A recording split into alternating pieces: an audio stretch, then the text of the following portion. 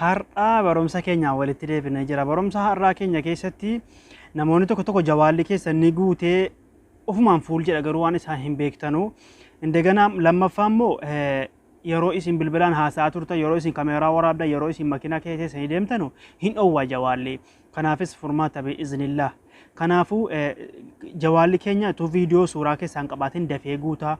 Vaayirasii nuti hin beekne vaayirasii koronaa mitila. Vaayirasii nuti hin beekne tuyyi jawaala keenya keessa seenee faal manaajirii keessa seenee osoo nuti hin beekin nu duraa jawaala guutaa jira. Inshaa Allah har'a furmaata ajaa'ibaan isiniif fidee dhufe aappii takka malee.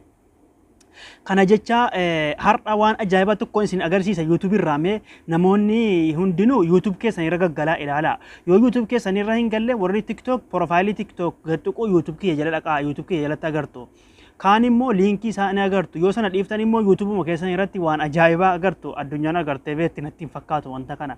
Gara dhumaa irratti isin agarsiisa. Salaamtaan daganne. Assalaamu alaykum warahmatullahi wabarakatuh.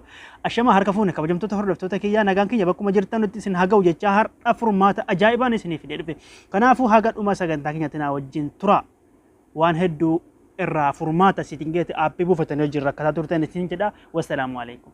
Egaa obboleewwan kiyya viidiyoo haga dhumaatti yoo daawwattani wanna amma YouTube jalatti isin agarsiisa waan ajaa'ibaati. Amma garuu sitiin keessa galtanii akkasiin qafoo keessanii sirreeffattanii qafoo keessan isinii qulqulleessa waan baay'ee barbaachisaa gabaabinumaan intinaa keessan keessa seentanii qafoo keessan keessa seentanii siitingii jechuudha bakka xiyya itti qabee sana booda ol harkiftanii bakka baatir addivaayizii kan argattanii bakka tokko gacuqaastanii.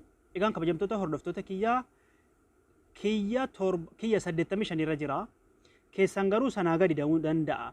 Amma garuu asirratti bakka xiyya itti qabe kanatti bakka qafoo keenyaati jechuudha. Akkeessa wagga tokkoof yoo qaxxuqne maal takka jabaala keenya guutee jiru beekuu dandeenya.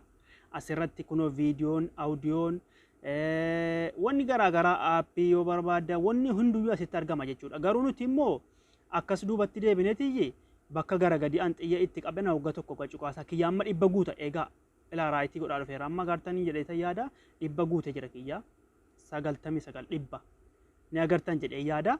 Egaan kabajamtoota hordoftoota kiyya akkasitti dan gootanii kalas keessanii dhibba ta'uu qaba. Akkasitti bicaa bakka xiyya itti qabe kana yoo akkasitti bicaa dhibba isinii guute bas jawaalli keessan qulqullaa'ee jira waan hundarraa qulqullaa'ee jira. Vaayirasii wanni takka all good wanni takka isin duraa hin haqamu jechuudha.